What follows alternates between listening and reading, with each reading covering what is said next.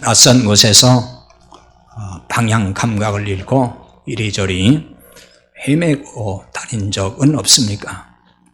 살다 보면은 한두 번 정도는 아마 그런 경험을 할 때가 있을 것입니다. 특히 이제 누군가와 약속을 잡아놓고 그 약속 시간에 가야 되는데 그 장소를 찾지 못하고 헤매고 다닐 때 방향을 잃고 도대체 어디로 가야 되는지 몰라서 왔다 갔다 하고 시간은 자꾸 갈 때에 사실 그때 상당히 당황스럽죠.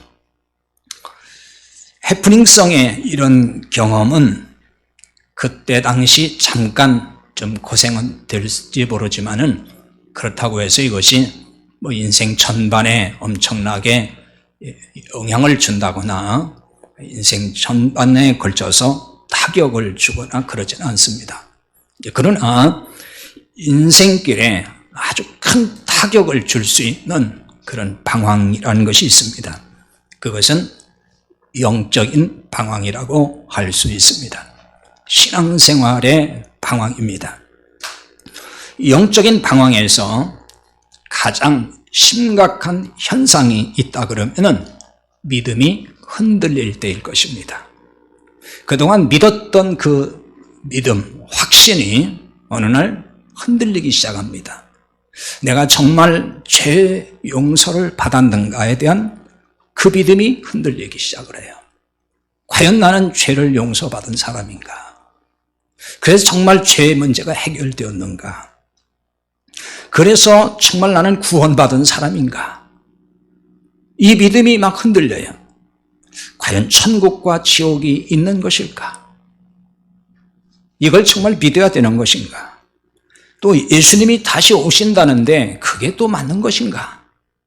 전에는 그냥 무턱대고 믿은 것 같은데 어느 날 그거에 대해서 자꾸 이제 의심도 생기고 확신이 자꾸 사라지는 거죠. 그렇다고 내색도 못합니다.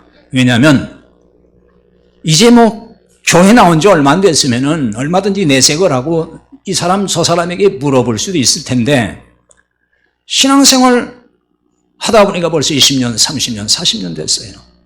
그 사이에 집사도 됐고 권사도 됐고 심지어 장로, 목사도 됐어요. 이런 사람이 그런 어떤 의심이 생기고 흔들린다 그래서 그 내색을 할 수 있겠습니까? 참 힘들겠죠. 영적인 방황을 하면은 그럼 결코 안 되는 것일까요? 영적인 방황을 해본 적이 없는 교인도 분명히 있을 것입니다. 좋게 보면 확실한 믿음, 구원의 확신 등이 분명하기 때문에 그럴 수 있을 거예요. 방황을 해본 적이 없어요. 그냥 날마다 그 믿음이 있어요. 그러나 또 알고 보면은 어떤 이 확신이라고 하는 것은 방황의 과정을 통해서 생기는 거거든요. 이 때문에 한 번도 방황을 한 적이 없다면은 그걸 꼭 좋게만 볼 수 있을까 하는 점에 대해서 좀 따져볼 필요도 있습니다. 왜 그럴까요? 영적 갈등이 없었다는 뜻이기 때문에 그런 거예요. 영적 갈등이 한 번도 없었다는 얘기거든요. 영적 갈등이 전혀 없다 그러면은 그게 뭐 좋은 현상일 수도 있겠지만은 꼭 그렇지만은 않은 것이요.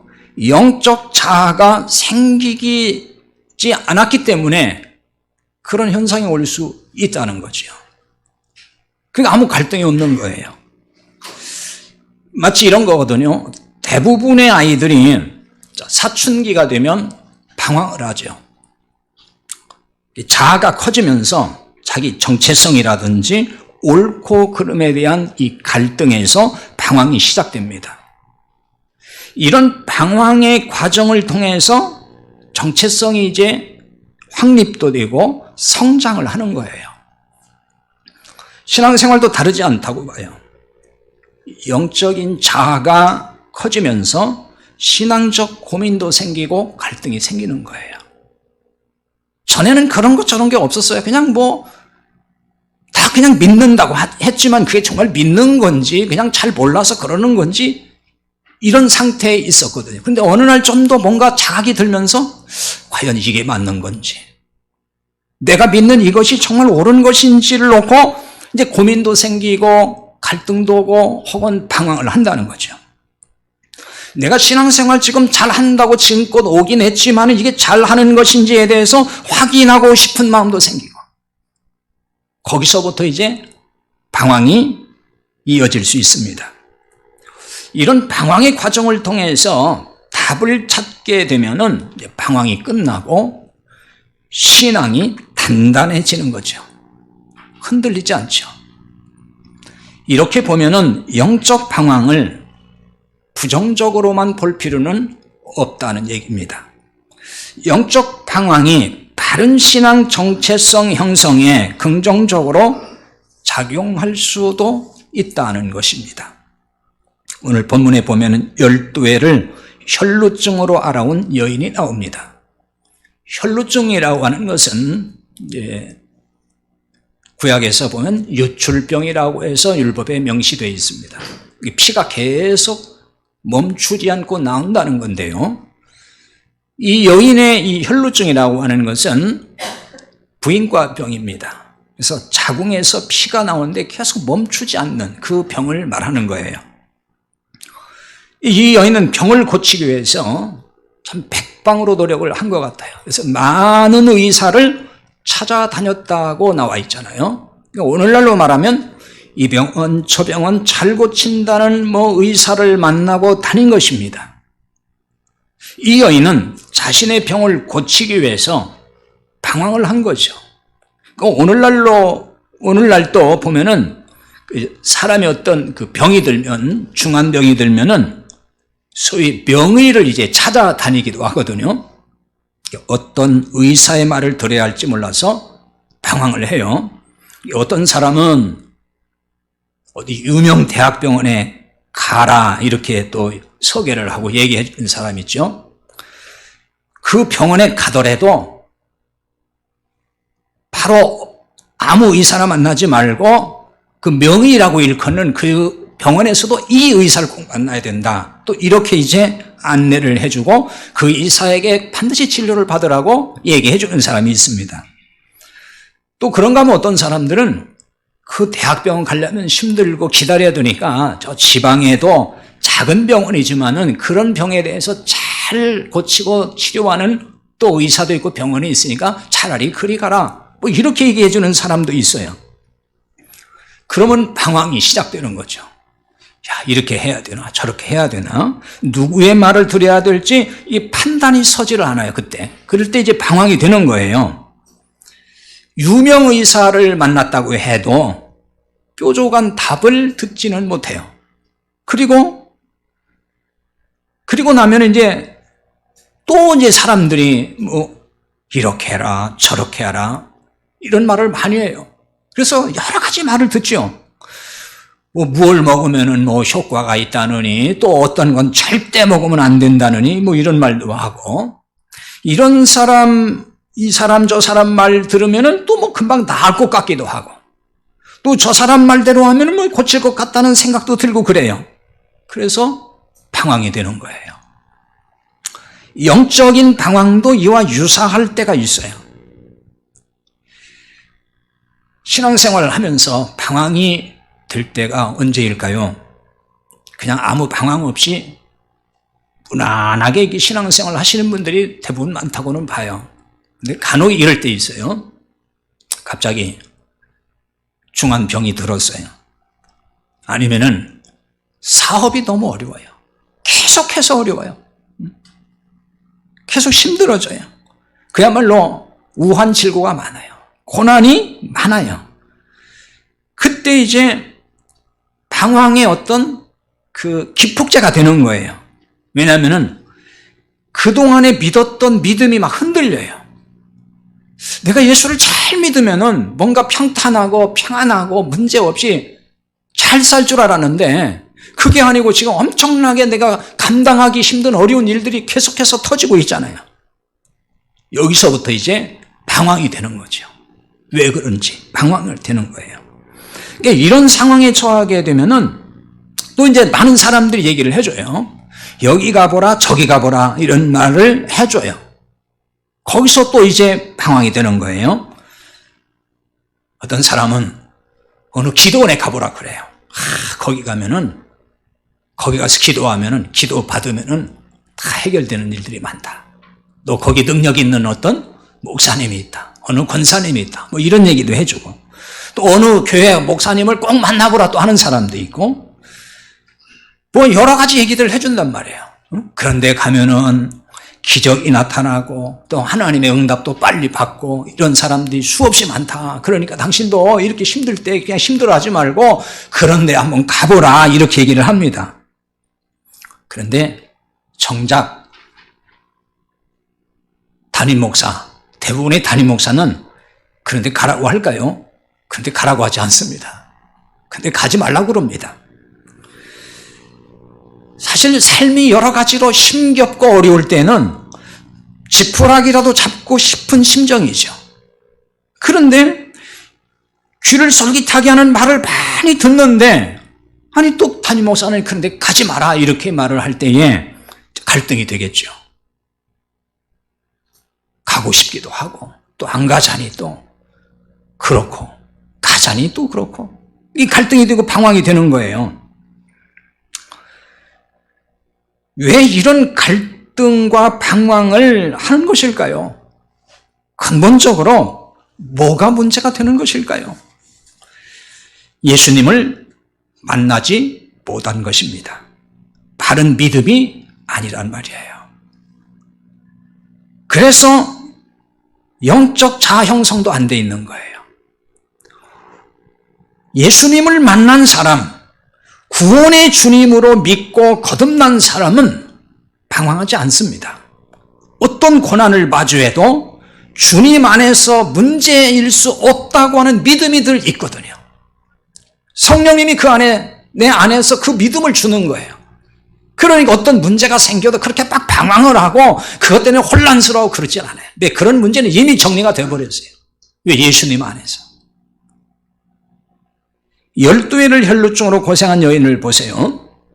예수님을 만남으로 모든 문제가 해결됩니다. 그 문제 해결은 구원이에요. 단순히 지금 이 여인이 병고침 받았다는 얘기를 하는 게 아니에요. 그래서 오늘 본문 말씀은 예수님을 만나면, 예수님 믿으면 모든 육체의 병을 고친다, 그런 가르침을 주는 게 아닌 거예요. 많은 사람들은 복음서에 병 고치는 역사가 많이 나오니까 예수 믿으면 다 이렇게 고쳐진다고 계속 얘기를 하지만, 근데 병든 사람들이 예수 믿고서 다 고쳐지나요? 아니잖아요. 성경은 그 얘기를 하는 게 아니에요. 구원의 진리를 계속 얘기하는 거예요. 어떻게 구원받는지를 이 사건을 통해서도 계속 계시해주고 알려주는 것이지, 그냥 무조건 믿습니다 하고 예수님 믿습니다, 고쳐주신 믿습니다, 그럼 어떤 병도 다 고쳐진다, 그 메시지를 주는 게 아니다 그 말이에요. 구원 문제가 해결되면 모든 삶에서는 문제의 답을 얻게 된다는 교훈이에요. 그러므로 영적 방황을 하지 않게 되는 거예요. 영적 방황이 그냥 끝나는 거예요. 왜 교회는 나오는데 영적인 방황을 할까요?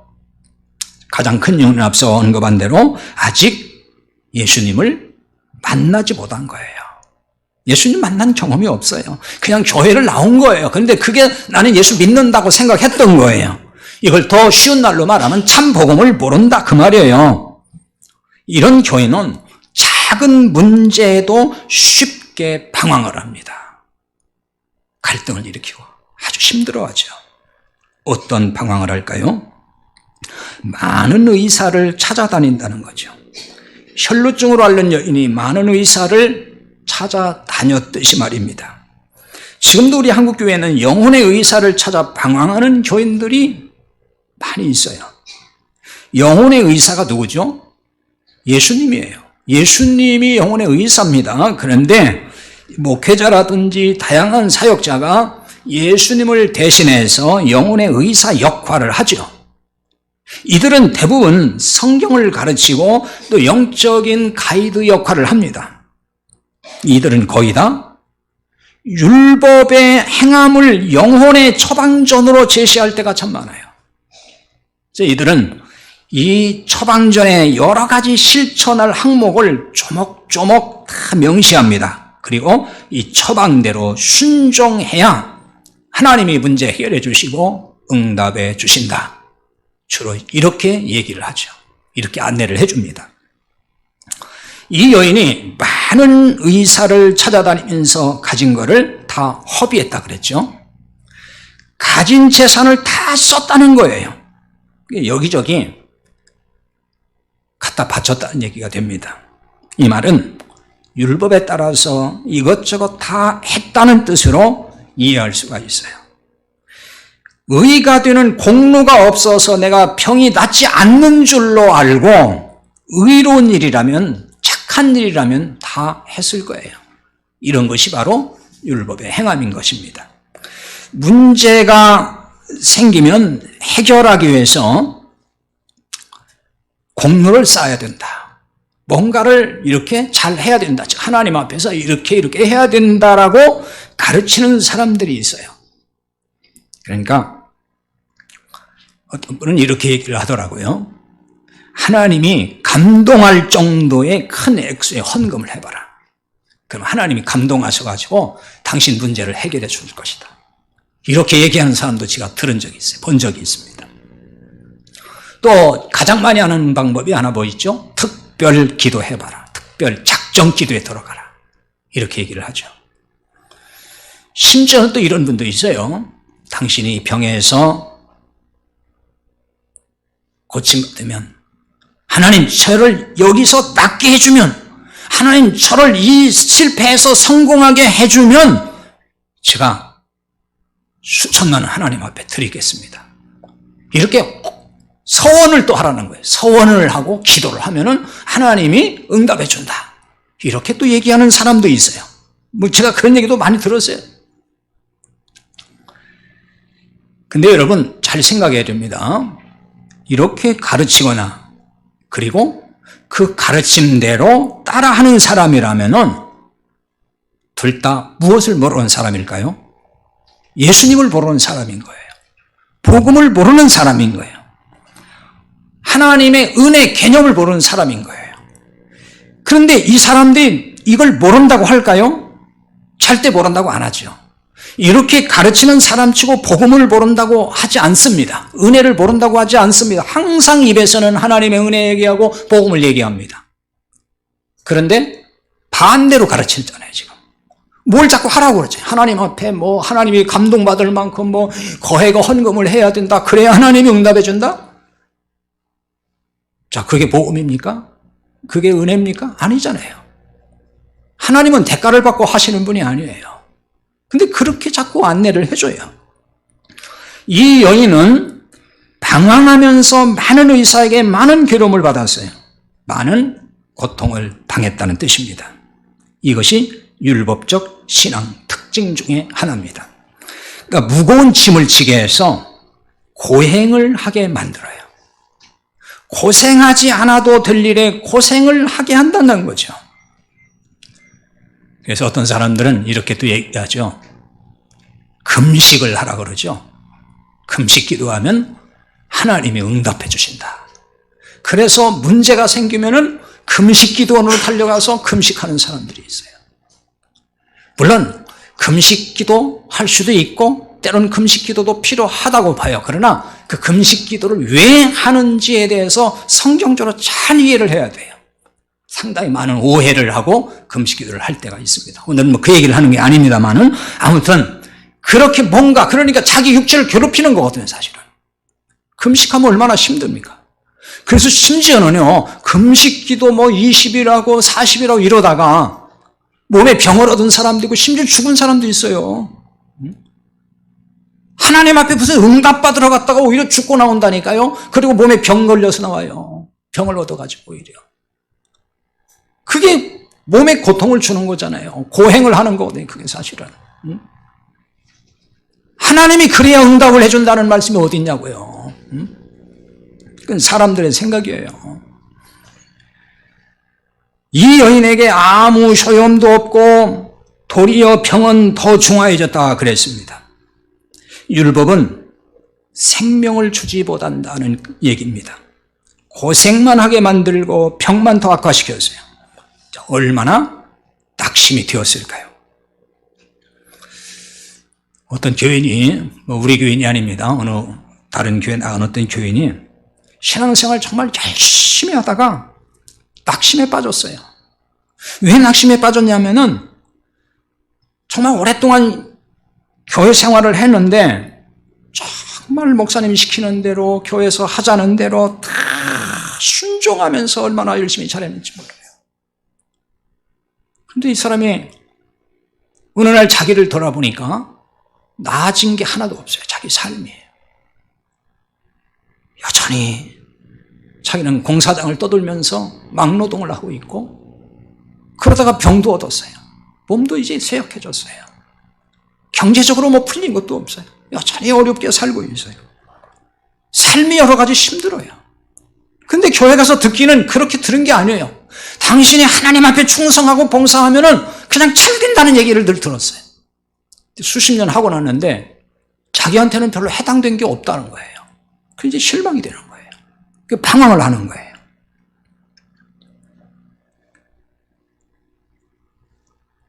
그래서 어떤 교인들은요, 뭐가 일이 안 풀리고 힘들어지면은 점쟁이한테 찾아가서 점을 본다고 그러더라고요. 서예 자기가 예수 믿는다고 하는 사람인데 그렇단 말이에요. 이제 그렇진 않아도 어떤 사람들은 소위 예언기도 잘한다는 그런 것을 찾아다녀요. 그래서 뭔가 미래에 대해서 듣고 싶어요. 자기 앞날에 대해서. 점쟁이한테 물어보듯이 예언기도 잘한다는 사람 찾아가가지고서 기도받아요. 그리고 거기 가서 무슨 얘기를 듣거든요. 그런데 찾아가기도 하고. 아니면은 뭐 그 신령하다고 하는 어떤 부흥사마다 찾아다니면서 거기 가서 안숙기도를 받고 다니는 그런 교인들이 있어요. 물론 자기 삶이 지금 힘들고 어려우니까 답답하니까 그럴 수 있겠죠. 저는 우리 교회에는 이런 교인이 없다고 믿습니다만은 혹시라도 있다 그러면 어떻게 해야 합니까? 방황을 끝내야 됩니다. 그런 방황은 끝내야죠. 어떻게 영적 방황을 끝낼 수가 있을까요? 이 여인은 예수님의 소문을 들었다 그랬어요. 그럼 어떤 소문을 들었을까요? 그 당시에 아마 이 소문이 가장 많이 났을 거예요. 예수님이 어떤 병도 다 고친다. 그 소문이겠죠? 그런데 거기다가 예수님은 누구나 차별하지도 않고 돈 없어도 가난해도 다 고쳐주시는 분이시다. 이렇게 아마 소문이 났을 겁니다. 만약에 금품을 요구한다는 소문을 들었으면 사람들이 예수님께 오지 않았겠죠. 이 여인도 마찬가지였을 거예요. 이 여인이 예수님께 온 것은 그런 소문을 듣고 왔어요. 이 여인은 지금 뭐 갖다가 드리려고 해도 드릴 것도 없어요. 이제 다 돈 써버렸어요. 가진 게 없다고 그랬어요. 그래서 예수님께 어떻게 왔을까요? 빈손으로 왔어요. 빈손 들고 왔습니다. 그냥 왔어요. 여기 소문을 듣고라는 이 말은 들어서 깨달았다 그런 뜻입니다. 단순히 그냥 어떤 얘기 듣고 왔다는 얘기가 아니고 이 원문상의 뜻을 보면은 듣고서 깨달았다는 거예요. 예수님이 메시아인 것을 듣고 깨달았다는 말이 되는 것입니다. 다르게 표현하면은 복음을 깨달았다는 것이죠. 여기에 놀라운 답이 있습니다. 복음의 말씀을 듣고 깨달아야 된다는 점이에요. 그럴 때 믿음이 생기고 믿음으로 반응합니다. 그래야 방황이 끝나는 거예요. 이 여인은 예수님의 옷에 손을 댔습니다. 옷에 손만 대도 나을 것이란 믿음이 생겼다는 말입니다. 그래서 방황의 종지부를 찍을 수 있었습니다. 어떤 사람이 복음을 듣고 깨달을 수가 있을까요? 자기 의와 공로가 없는 죄인이라는 걸 아는 사람입니다. 이 여인은 당시 불치병을 얻었습니다. 그 당시로서는 못 고치는 병이에요. 의사를 통해서. 그리고 이제 가진 거 다 허비했어요. 그러므로 자신이 할 수 있는 일이 없다는 것을 이제 자각을 했겠죠. 할 수 있는 일이 없어요. 다 해봤어요. 있는 돈 다 써봤어요. 근데 안 됐어요. 그러니까 내가 할 수 있는 거 다 해본 거죠. 그러니까 나는 이제 할 수 없다. 이렇게 된 거잖아요. 그러니까 이 말은 뭐냐면 자기 의와 공로가 없다는 걸 깨달았다는 뜻입니다. 그러니까 병을 고치기 위해서 스스로 아무것도 할 수 없는 존재라는 거. 그거 깨달았다는 거예요. 복음을 들어도 깨닫지 못하는 이유는 자기 의와 공로를 의지하기 때문입니다. 아직도 자기 의와 공로를 버리지 못하고 있으면 복음을 깨닫기가 어렵습니다. 그러니까 이런 교인은 항상 이런 생각입니다. 그래도 내가 뭔가를 열심히 해야 구원을 받는 거지. 어떻게 일단 믿는다고 구원받아. 이 마음이 늘 있는 거예요. 그래도 내가 뭔가 잘 해야지. 항상 그 마음이 있어요. 그러니까 열심히 있는 자기 행위를 의지하려고 한다는 거죠. 내 안에 있는 죄를 스스로 해결할 수 없다는 걸 발견해야 돼요. 하나님을 떠난 자이기 때문에 티끌 만한 의의도 없다는 거죠. 그게 우리들의 모습인 거예요. 아무리 많은 노력을 하고 애를 써도 죄에서 결코 벗어날 수 없다는 것입니다. 그러면 자, 어떻게 해야 될까요? 이 죄라고 하는 영혼의 병에서 고침받으려면은 하나님의 은혜를 받아들이면 되는 거예요. 이걸 믿음이라고 하는 거예요. 이 여인은 예수님의 옷에 손만 대도 구원을 받으리라고 생각을 했습니다. 그러니까 손만 댄다는 것은 믿음을 의미하는 것입니다. 은혜에 반응하는 것이에요. 율법에서 이 혈루증 환자, 즉 유출병 환자는요, 격리돼서 살아야 돼요. 요즘에 우리 코로나19 때문에 뭐 외국 나갔다 오면 격리시키잖아요. 이 또 병에 걸리면 또 격리당하잖아요. 이 유출병 환자가 그래요. 이 부정환자로 이제 분류돼가지고 다 격리시켰습니다. 그래서 사람들 속에 갈 수가 없어요. 참 힘들게 사는 거죠. 그렇기 때문에 이 여인이 자기 몸 상태로는 지금 거기에 올 수 없는 거예요. 예수님께 나올 수 없다는 거예요. 예수님 옷에 손을 만지면 절대로 안 되는 거란 말이에요. 이게 율법이에요. 율법은 절대 하면 안 되는 거예요. 예수님께 나올 수 있는 자격이 없다, 그 얘기잖아요. 이게 당시 이 여인의 모습이에요. 상태입니다. 그런데 이렇게 자격이 없음에도 예수님의 옷을 만졌다고 하는 것, 그게 믿음이라는 거예요. 그러면 고칠 수 있다는 믿음입니다. 이것이 은혜의 주님께 반응하는 것입니다. 예수님은 이 여인에게 무엇이라고 하셨습니까? 오늘 마지막 절 34절 있죠. 따라 네 믿음이 너를 구원하였으니 평안히 가라. 네 병에서 놓여 건강할지어다. 이렇게 말씀하셨어요. 이 여인은 믿음으로 구원받았습니다. 이 여인의 행함의 결과가 아닙니다. 주님의 은혜를 믿은 것입니다. 주님께서 바라시는 믿음이 이런 믿음인 거예요. 내가 무엇을 잘 해야 구원받고 복을 받는다는 믿음이 아니라 값없이 주시는 은혜를 믿으라는 것입니다. 그러면 아무한 일도 없고 자격이 없어도 구원받습니다. 이렇게 구원받은 사람에게 주어지는 복이 있습니다. 그게 뭘까요? 하나는 평안입니다. 이 여인에게 예수님 뭐라고 하셨어요? 평안히 가라 그랬죠? 여기 평안히 가라 이 말의 원문의 뜻은 평안 속으로 들어가라 그런 뜻이에요. 평안이란 그 안에 들어가라는 겁니다. 여러분, 평안이라고 하는 것은 확신에서 나옵니다. 믿음에서 나온단 말이에요. 확신이 서지 않으면 평안이 아니라 불안입니다. 자, 예컨대 건강에 대한 확신이 없으면 건강 염려증이 떠나질 않아요. 그래서 늘 불안합니다.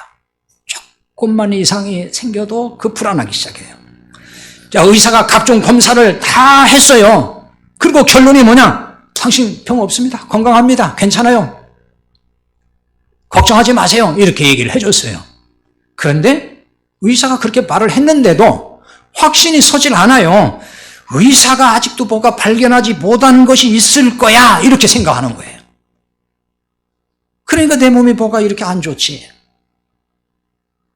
여러분 그럴 때 있죠. 병원에 가서 모든 검사를 다 해봤는데 아무 이상이 없다고 얘기해요. 근데 여전히 몸은 안 좋을 때 있잖아요. 그러면 이제 그 의사를 어떻게 해야 돼요? 신뢰하나요? 이 의사가 뭐 잘못 알고 있는 거 아니야? 오진한 거 아니야? 또 이렇게 된단 말이에요. 이렇게 믿지 못하면 평안합니까? 평안하지 않아요. 불안해지죠. 늘 마음 한 구석이 불안해요. 여러분, 예수님께서 우리의 죄를 다 가져가셨어요. 여러분의 모든 죄를 다 가져가셨어요. 과거부터 현재부터 그리고 앞으로 지을 죄까지 다 가져가셨어요. 그걸 세상 죄를 지시고 십자가를 지셨다는 게 바로 그 말이에요. 여러분, 이 사실이 믿어집니까? 여러분의 모든 죄를 다 가져가셨다는 거, 이거 믿지 못하면 마음에 평안이 있을까요? 평안이 있을 수 없어요. 여러분의 모든 죄를 예수님이 가져가셔서 십자가에서 해결하셨다고 하는 거, 때문에 믿는 자를 의롭다 하시고 이제 죄가 없다고 하신다 라는 것을 믿어야 돼요. 이 믿음이 있어야 되는 거예요. 근데 믿어지지를 않아요. 어떤 사람은 아무리 그래도 그렇지 믿기만 한다고 어떻게 죄가 없어지겠어, 또 이렇게 생각을 한단 말이에요. 이렇게 의심하고 받아들이지 않으면 그 사람 마음에 평안이 있겠어요? 아무리 평안 속에 들어가라고 해도 스스로 평안하지 않은 거예요.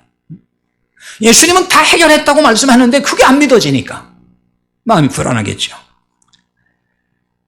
그러니까 이런 사람들은 뭔가 내가 인정받을 일을 해야 된다고 생각을 해요. 그래서 열심히 또 말씀대로 살아보겠다고 애를 씁니다. 하지만 여러분, 말씀대로 다 살 수 있어요? 살아본들 생각만큼 안 되죠. 그러니 또 불안한 거예요.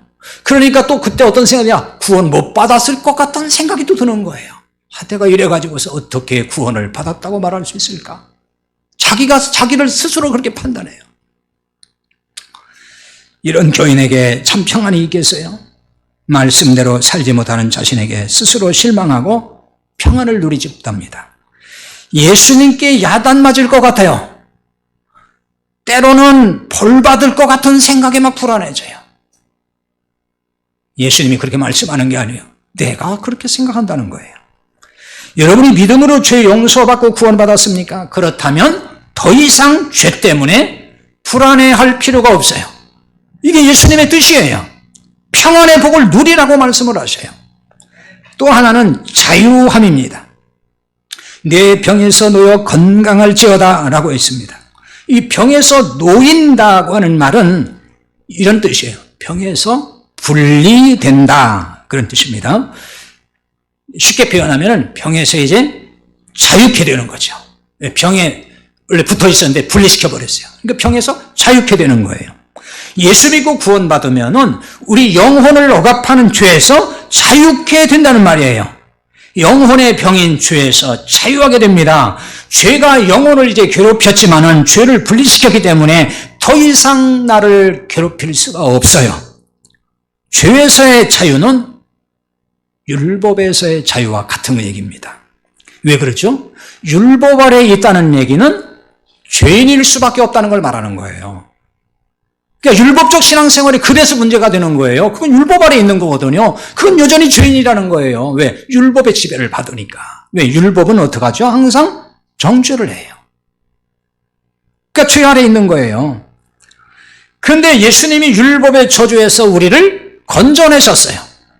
거기서 구원하셨어요. 그래서 율법의 정죄가 이제 없어요. 죄에서 자유케 됐다 하는 얘기예요. 그러니까 우리는 죄인이에요? 의인이에요? 의인이라는 거예요. 이게 믿어져야 되는 것입니다. 근데 우리는 살아가면서 내가 또 어떤 실수를 하고 또 어떤 잘못을 하니까 그래도 내가 죄인이지 이렇게 생각하잖아요. 근데 내가 그렇게 생각하는 것이지 예수님도 죄인이라고 하실까요? 해요, 안 해요? 이 답이 확실해야 되는 거예요. 예수님은 안 하신다는 거예요. 그리스도 예수 안에 있는 자에게는 결코 정죄함이 없느니라 그랬잖아요. 그러니까 예수님이 안에, 여러분이 구원받아서 예수님 안에 있는 거예요. 그러니까 예수님이 결코 정죄하지 않는단 말이에요. 이 믿음이 있어야 돼요. 근데 이게 또 이제 계속 또 갈등이 생기는 것 같아요. 어떤 분은 그래도 그렇지, 내가 뭐 잘못했는데 죄인이지. 그래도 예수님 죄인이 아니라고 한단 말이에요.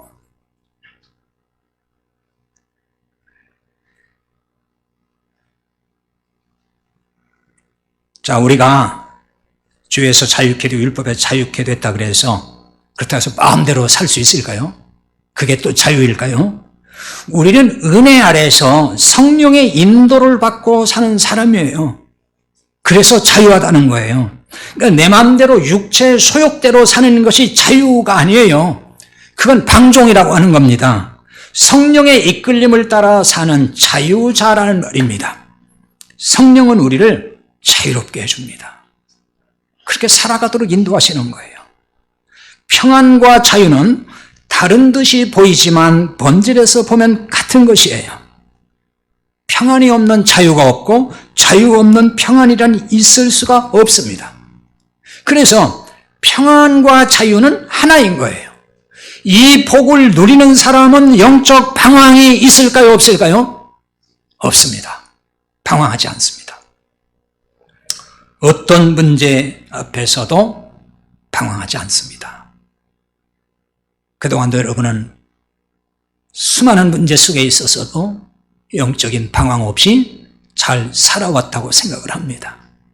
그럼에도 불구하고 혹시라도 여전히 지금 어떤 문제 속에서 방황하고 있다면 주님을 신뢰함으로 참 평안과 자유를 마음껏 누리기를 바랍니다. 기도합시다.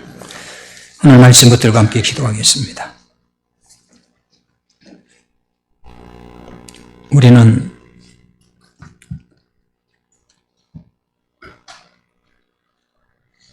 힘든 일을 만날 수 있습니다.